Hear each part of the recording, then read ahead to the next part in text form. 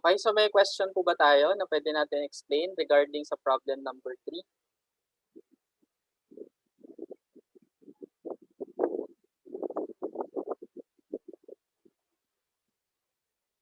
If wala, pwede na tayo mag-proceed sa problem number 4. Ayan. Sinong gusto mag-try sa problem number 4?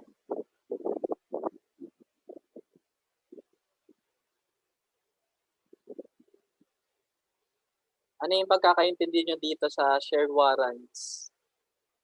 Although wala akong atang lesson nito.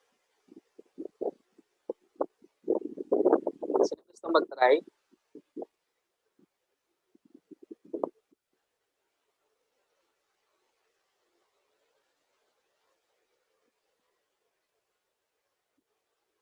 Wala? Ako na lang? Ayan. Try, sir. Sige, Princess. Game. Basahin ko muna. Sige po. Problem number 4. The Blueprint Company issued 3,000 shares of 50 par preference shares with detachable warrants. The warrants enable the holder to purchase 1,000 shares of 25 ordinary share for 30 pesos. Immediately following the issuance of share, the warrants can be sold at 10 each. Preference shares are sold for 70 without the warrant requirement. Amount assigned to preference share and the share warrant issued. So, nangyayari po yung preference share na may warrants kasi para maging more attractive sa investor yung preference share. Okay. At para ma-dictate din yung better price for the preference share. Mhm. So, number 1, amount assigned to preference share and the share warrant issued. Ano ito ginagawa? Ang sa ano po, preference share, 3,000 times 50, 150,000. Okay. Saan mo nakuha yung Tapos 50? po, saan ba? Yun po, yung par. Okay, okay. Sige. 3,000 times 50, 150,000. Tapos po sa amount assigned to share warrant issued, nag-allocate po ako. Okay. So yung sa warrants, 3,000 times 10 nasa given po. The warrants can be sold at 10 each. Okay. 3,000 times 10 is 30,000. Tapos yung preference share po, 3,000 times 70. Kasi sinabi dyan, preference share are sold for 70 without the warrant. Okay. So, 210,000. Tapos po, pag in-add yun, 240,000. Tapos, i-allocate mo po siya sa price na 225,000 kasi may dinagdag po kayong, may kulang po dyan na price, yung 75 pesos. Okay. Yan. 3,000 times 75. I-allocate po siya sa 225,000. So, the preference share, 210,000 divided by 240,000 times 225,000 is 196,875. Okay. Tapos po yung sa warrants, 30,000 divided by 240,000 times 225,000 is equal to 28,125. Correct. Tapos pag inad naman po yun, 196,875 plus 28,125 is 225,000. Na tama naman po dun sa price na 3,075. So, ang sagot po sa 1, amount assigned to preference share, 150,000. Tapos sa share warrants, 28,125. Okay. Tapos po sa requirement na B, entry to record the exercise warrants assuming 60% of warrants were exercised. So, sa cash po, ang nangyari po kasi dyan, 1,000 yung share na na-exercise. Tapos, times 60% times 30. Okay, ano na lang muna, Princess, entryhan natin yung ano, wala pala sa requirements, no? So, ano yung entry natin doon sa Yung number 1? Let's say, for example, na required din siya. debit cash, 225,000 kasi 3,000 times 75. Okay. Credit preference share, 3,000 times 50, 150,000. Credit share premium preference, 46,875. Kasi po, yung 459,375 ima-minus yung 150 na nasa preference share. Okay, correct. Tapos po share premium, ordinary, share warrants outstanding, 28,125. Okay, correct. Okay, so next tayo. So may question po ba kayo doon, guys, sa ano, sa entry namin ni Princess? Naintindihan na kung ano yung konsepto ng warrant? So dahil ano yan, binago ko yung selling price para mas ma-highlight natin yung silbi ng warrants. Kasi if we say warrants, pwede mo kasing tapos detachable pa siya.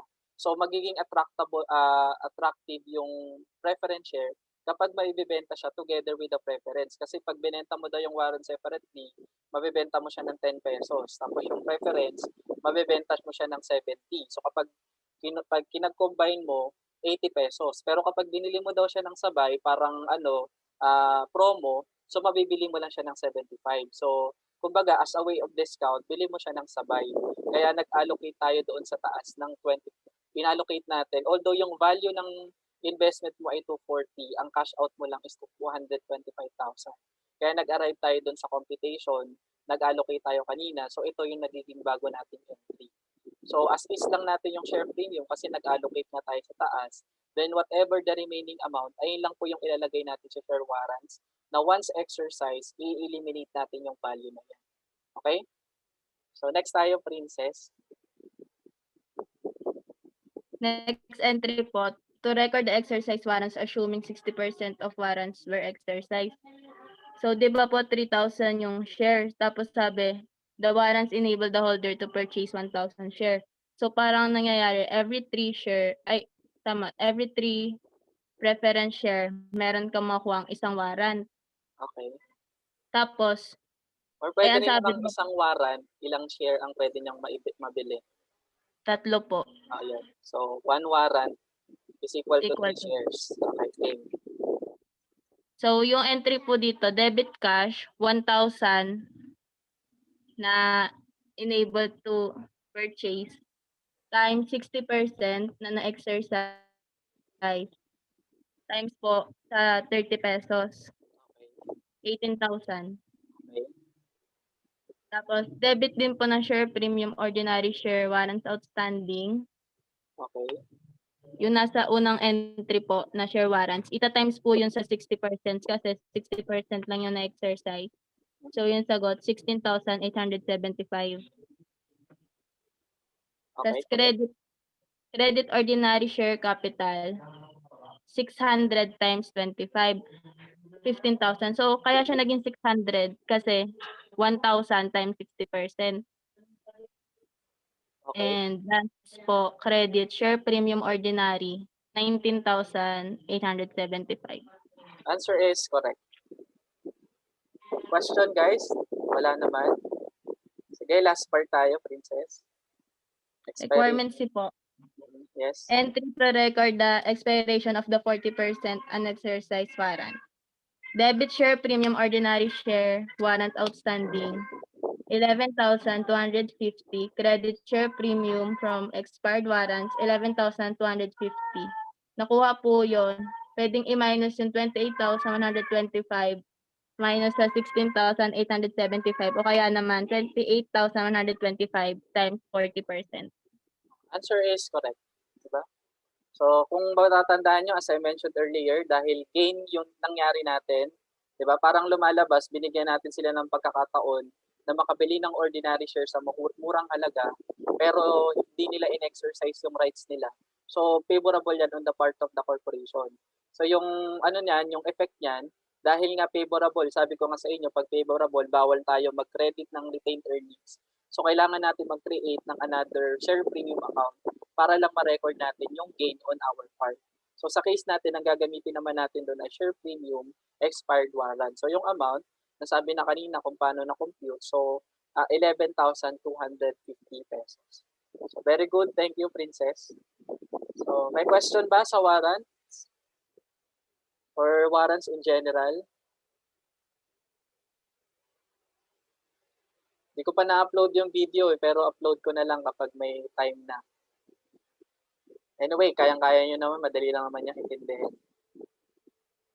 So pag wala na tayong question, so proceed tayo sa next. Yan. Sinong gusto mag-try?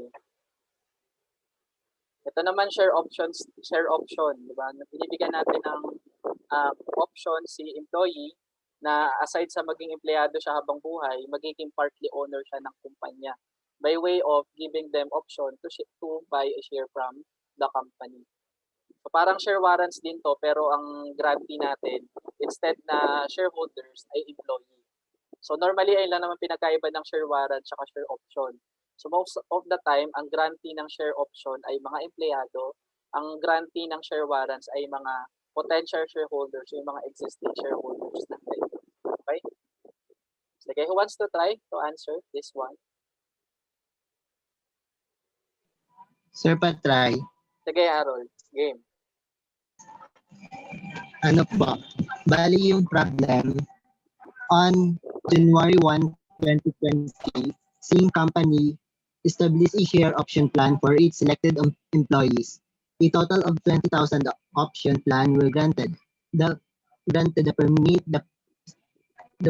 the said employees to purchase 20,000 shares for 50 par ordinary share capital for 65 per share. Options exercisable beginning January 1, 2023 through December 31, 2023. On January 1, 2020, the market price for the option was 20 based on option price model used by the entity. 15,000 shares option were exercised on 2023. Bali po yung requirements dito, requirements 1, computations of compensation expense for the year 2021. Bali yung total compensation po ay 2,000 shares times 20. Meron tayong total compensation of 400,000. Tapos may ikukunin natin yung annual compensation na 400,000 times 4 years simula 2020 hanggang 2023. Bali 400,000 divide 4 years is equals to 100,000. Bali inentryhan ko siya annually. Okay. On Sorry, December question 31. ulit tayo, Harold. Kailan, ilan yung duration ng niya, ng share option? Hanggang kailan? Hanggang 2023 po. Check po ulit. Check mo ulit yung Sabi dyan, options exercisable beginning January 1, 2023. So, ibig sabihin, yung vesting period natin matatapos ng December 31, 2022. 2022 lang? Yes po. Yan. Hindi So, po 4 instead years? of 4 years, magiging 3 years lang siya. Okay po. Lagay natin, ulitin ko po please be mindful dun sa date. Kasi ang sabi doon, ang natin, sa share option kasi meron po tayong tinatawag na vesting period. Yung vesting period, this is the requirements bago ka ma-qualify doon sa share option na sinasabi nila. So sa accounting standard, meron tayong may mga sinabi doon na pwede nating gawing basis. Pwede nating maging basis yung stay with the company, or pwede rin naman attaining some milestone. Let's say for example, ang milestone ay attaining sa a specific net income, or kaya naman market value ng property, and so on and so forth. So sa case natin, ang requirement lang ay mag-i-stay lang si empleyado for a certain period of time, magiging mag-qualify na siya for the share option. So ang sinabi sa problem, options are exercisable beginning January 1, 2023. So ibig sabihin, magiging effective lang yung share option January 1, 2023. So ibig sabihin, based on this information, the vesting period started noong January 1, 2020 hanggang December 31, 2022. So 2020, 2021, 2022. So ang vesting period natin is only 3 years. Kasi yung January 1, 2023, ito na yung exercisable date. So dapat upon this date, wala na tayong i-recognize na compensation expense. Okay? Sige pa. Okay, so ang ating okay, so anyway, tama naman yung analysis mo, mali lang yung date. So sige, start tayo. Sa ano pa? Sa computation ng computation of compensation expense for the year 2021, bali yung cumulative compensation ng December 31, 2021 ay yung 133,333.33 multiplied by 2, magkakaroon tayo ng 266,666 or 667. Okay. Tapos compensation on 2021 na 133,333 ililist yun dun sa compensation ng 2021. Magkakaroon tayo ng compensation expense in December. Compensation expenses 2021 na equal din naman sa annual compensation. Correct. Bali po yung entry ko ay sa December 31, 2020, salaries expense, Okay. salary share option, 133,333. Tapos mag-debit ng share option outstanding, 133,333. Bali annually po siya mag-record nun sa compensation expense. Correct. Okay. So next Tapos tayo. na requirements ko naman yung exercise na ng share option on 2023. Bali debit ng cash of 15,000 times 65 equals 975,000. Okay. Tapos share option outstanding debit 15,000 times 20 is equals 300,000. Tapos credit ordinary share capital of 15,000 times 50 na par equals 750,000. Tapos share premium 525,000. Answer Bali is sige, okay. Bali po may natira po exercise option. Okay. So, anong gagawin natin doon? I-record siya dun sa share premium. Okay, correct. Bali magde-debit tayo ng share option outstanding 5,000 times 20 is equals to 100,000. Credit share premium of 100,000. Okay, answer is correct. So, thank you, Harold. So, ayan, kuha niyo naman pala kahit di kailangan ng tutorial. So, may question ba tayo dito sa sa share option kapag ang ating grantee ay employee? So, meron pa yung mga example pero hindi ko na siya nilagay para hindi na rin sumakit yung ulo nyo. Pero magbibigay ako ng dito ng tutorial videos kasi syempre hindi naman natin pwedeng lagpasan yung topic. Para lang, ang goal ko lang natin magkaroon tayo ng basic knowledge na how to compute share option. Kasi pwede kasi natin bigyan ng share option yung mga buong empleyado, hindi lang yung empleyado lang, yung mga key officers. So if that's the case, kailangan po natin magkaroon ng estimation kung ilan yung magre-retain sa company and so on and so forth. So gawan ko na lang yan ng tutorial video para meron tayong additional information. Pero ngayon, naintindihan naman natin kung paano nag-work yung share option sa corporation setup. So thank you, Harold. So last part na tayo. Sinong gusto mag-try? Ay, wala na ba? Last na yon. Yan. So So, wala na pala. Yes, sir. So, kung wala na, so yun lang po yung discussion natin. So, magbibigay ako, paantay na lang kasi kailangan na natin mag-midterm by next week. So, ang midterm natin ay Wednesday. So, ang coverage po ay shareholders equity tapos yung liabilities. Okay, same time na lang din. Then, di ko alam kung isasama ko yung yung retained earnings kasi meron naman kayong retained earnings ng partnership and corporation niyo, 'di ba? Sama ba natin? Sige, ako na lang bahala. Okay, so paralin niyo na lang muna yung shareholders equity tapos yung liabilities, that will be the coverage of our midterm exam na iko-contact natin next week, Wednesday. So, meron po ba tayong question? Any question? Saka nga pala, as dahil nagkaroon ng academic break, extended daw yung SEM natin. May-extend siya, ang pinaka-last day ay December 18 daw yung last day. So, dahil December 18 yung last day natin, at ayoko naman piliting tapusin na hindi natin naiintindihan yung lecture. So, parang ang iniisip ko, hindi ko natapusin yung libro. Pero, syempre, tatapusin ko rin naman yung discussion yan.